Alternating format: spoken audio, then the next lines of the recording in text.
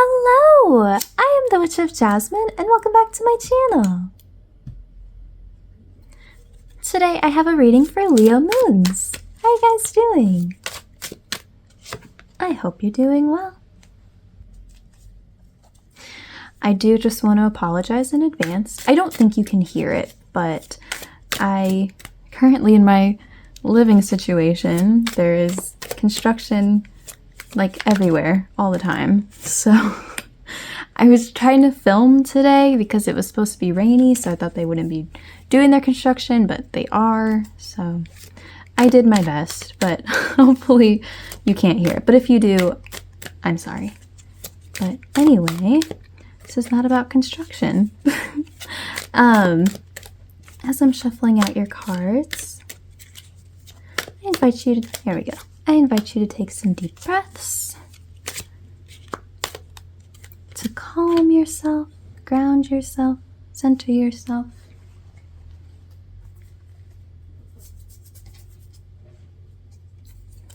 Get relaxed, get comfy.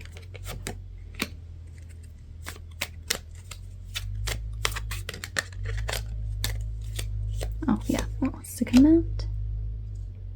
And so does this one. Okay.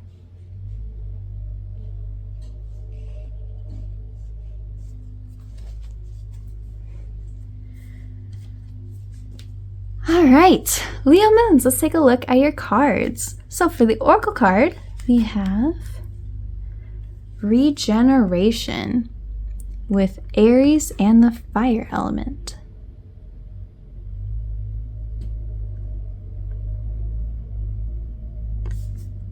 Okay. And for your tarot cards, we have the Chariot,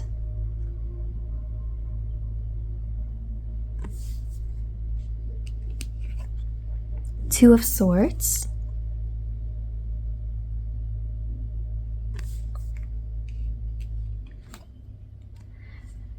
the High Priestess reversed,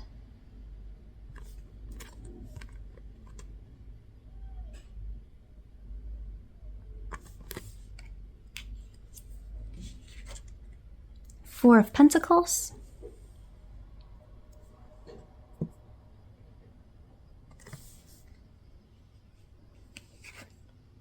Nine of Chalices, aka Nine of Cups,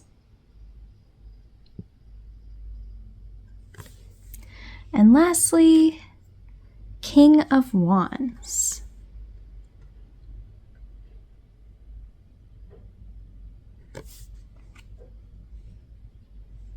So right off the bat, one thing that I really want to emphasize with this reading that I'm seeing all over here is this very creative fire energy and this Aries energy, but more specifically just fire energy in general.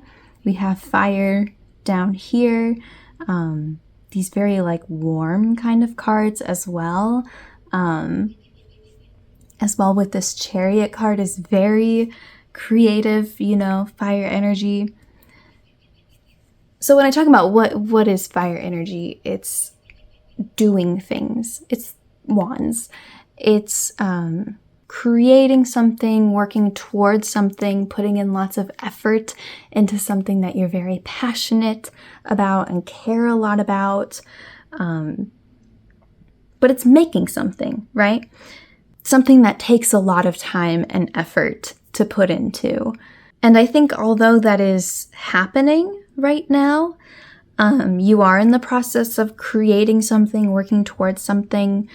I think right now in this moment, you are feeling very, very conflicted. That is very clear with these two cards, both the Chariot and the Two of Swords.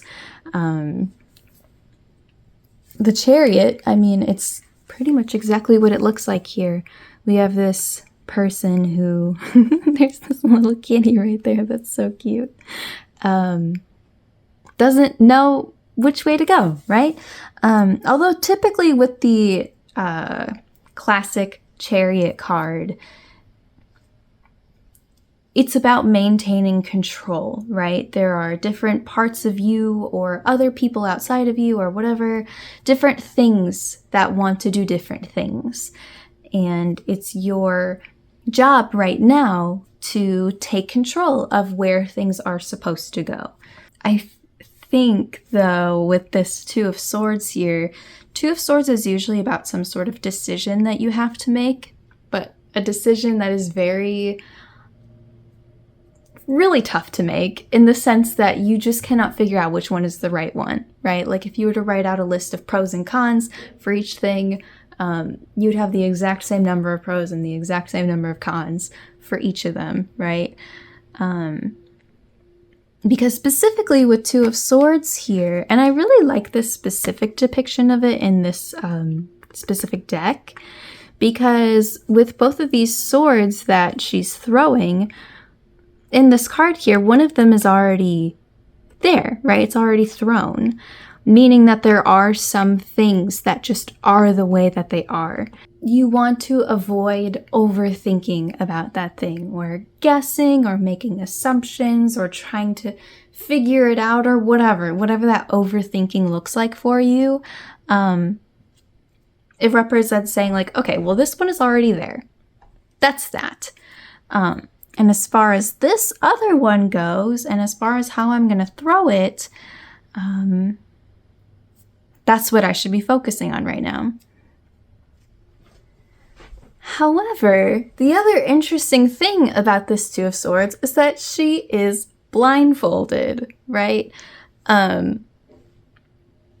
Which in tarot can a lot of times be a symbol for impartiality, being unbiased. But I think it's interesting here because one of the lessons that Two of Swords teaches you, or, oh, here's Halen, my little kitty cat,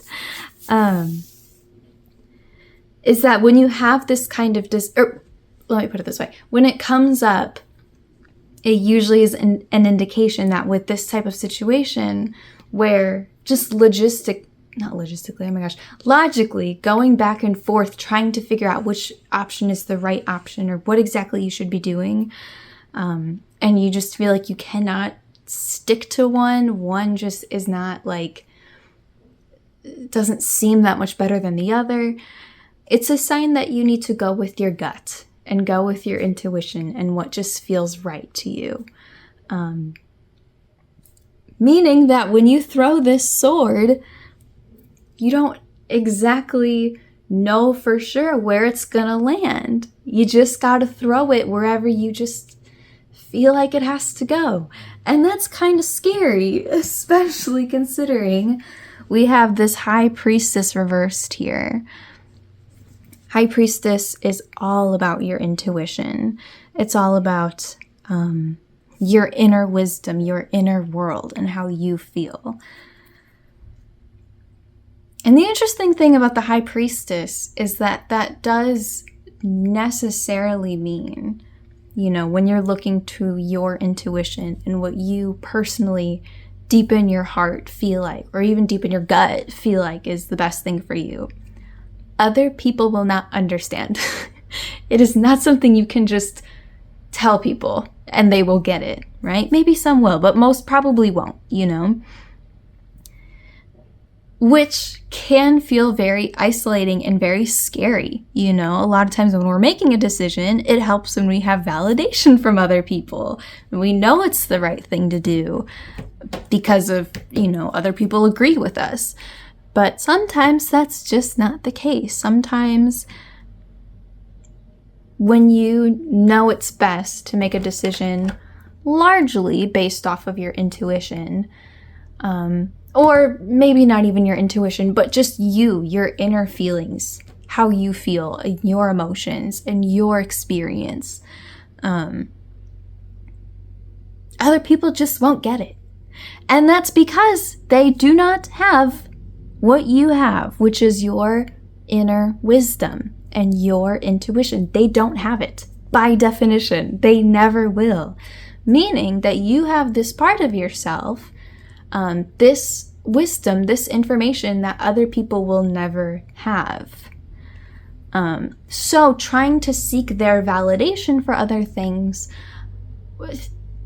specifically in situations like this, it won't help, right?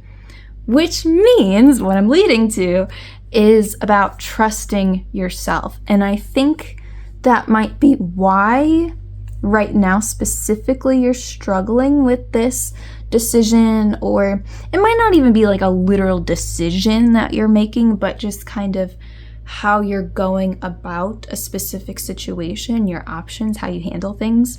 I just want to make that clear. But that might be why you're struggling, is because this might be a situation where you really need to rely on yourself and your trust in yourself. And that is not always easy. Sometimes that can be really, really difficult, especially in a situation where you are actively trying to unlearn things that people have told you you need to feel, or how they've told you you need to act, right? It can be very difficult for lots of reasons. But what you're working towards, especially when I think of Wands energy and all this fire energy, I feel like the implication is that it is something that's very personal to you. You know, I mentioned that this is something that you are passionate about, something that you put a lot of effort into, you put your soul into, something you work towards like every day, you know? I feel like the implication is that it's something personal to you. It's something very near to your heart. I don't know. I just think like visually with this reading, it's so interesting how like up here, it's so all over the place. We've got like these directions going this way and that way, and we've got these swords being thrown, and she's blindfolded, and this one's just completely upside down. But then like in this little corner here, and we'll get to this too, but like specifically here, it's just so quiet, and it's so warm, and it's so simple, you know? Very straightforward. With these like really soft, warm colors. But then the little bridge from this to this is right here with this little door, right? From this like crazy outside to this like very quiet, soft, comforting inside, right? The door into there is this Four of Pentacles. Four of Pentacles, I always explain it like this. If you picture somebody who was brought up, you know, with not a lot of money, not a lot of access to things that they need, resources that they need, and then they grow up and they find this success and they find this stability, and they're, you know, now in a place where they have all of the things that they need, all of their needs met, maybe even all the wants that they have, you know. But they're still very stuck in this mindset of their previous life, how they grew up. So they're so paranoid about that being taken away, you know? They're paranoid. They're scared that they're going to mess it up and everything is going to get ruined. You know, all this stuff that they worked so hard for is just going to be taken away. You know, they might mess it up and it'll all go away, or somebody else might come in and take it all, you know. Oh, and I just noticed here too, we do have a fireplace here, but it's not lit up like these other ones, you know. I think Four of Pentacles in this case is just echoing this idea that of trusting yourself and trusting how you feel and what you think is right. Because one of the lessons that we learn with Four of Pentacles is that if you look for something to worry about, you will find it. There is always something to worry about. There's always something to be looking over your shoulder about, you know? With Four of Pentacles, though, I think it's, at least in this depiction, I think it's interesting because this person is not even in the house, you know? This person is not doing anything. They're not taking the coins, the pentacles in this case. But this person is like so scared of it. They're looking over their shoulder, they're paranoid, you know, to the point where they're making up stories in their head, essentially. but the person is not in the house, right? And this guy has all the control to say, you cannot be in my house, right? This person cannot come in and steal your coins or whatever unless you open the door and let them in. And that is assuming if they even will do that. You don't even know, you know? So what I'm trying to say is you will find so much more peace and fulfillment when you are focusing on you and the things that you are building. And it's difficult to tap into that, to ignore all of this craziness that's going on, especially in a world where a lot of us were raised to not trust ourselves. People who want to control you do not want you to trust yourself. They will do everything they can to strip that away from you, right? So learning how to get that back is really tough, but it is so, so, so important, you know? And it is something you are so capable of doing. So I don't know if there's so much of a call to action that I can give you, but I think this is something that you might want to keep in the back of your head and just consider. But, well, I guess if there is one call to action I can give you, it's go with your gut. That's what these two cards are telling you. Listen to your gut. Go with your gut. It's a lot easier said than done, I know. Because, oh my gosh, I didn't even tell you what these two cards mean. This whole time I forgot. No, these are really, really great cards. I've just been focusing on the imagery, but the actual meaning of these cards. Nine of Chalices is about living in abundance. It's about living in luxury even. In fact, there's usually kind of the message usually with Nine of Cups is to not take things for granted, you know, to still stay down to earth and stay humble, you know, with all of the blessings that life is giving you, all of the comfort and stability that you're living in, you know, don't take advantage of that. That's usually what it's saying. And King of Wands is about feeling confident in your decisions and building these things that you want to build in and doing them successfully and feeling accomplished for them, you know? And in fact, with King of Wands too, he has a very kind of like teaching energy to him as well, as like a being an example to others and wanting to help others get through the things that he's had to learn in his life, you know? So beautiful, beautiful energy over here. And in this case, this is representing what you have inside of you. It's your intuition. It's what we want to be working towards, you know? So anyway, this is a very like imagery heavy reading. So, not what I usually do, but sometimes, I don't know, sometimes it's more so just the imagery that sticks out to me more than like the actual meaning of the cards, even though that does still apply. So I hope you're able to follow. But if you have any questions about this, or if you'd like any part of this clarified, please let me know. You can leave a comment or you can just reach out to me, whichever you prefer. But Leo moons. Oh yeah, Leo's a fire sign, isn't it? I didn't even put that together. Yeah, this is a Leo moon reading. But anyway, Leo moons. I'm wishing you lots of luck with all of this and lots of strength. To tie it back to our oracle card real quick, I don't think I did that, but this is all for the sake of you and your personal growth and your enlightenment and your evolvement as a person. And at the end of this, I know that you will end up so much stronger because of it. This is just the tough part, getting through it, but I know you can do it. Thank you so much for watching, and I will see you again soon. Bye!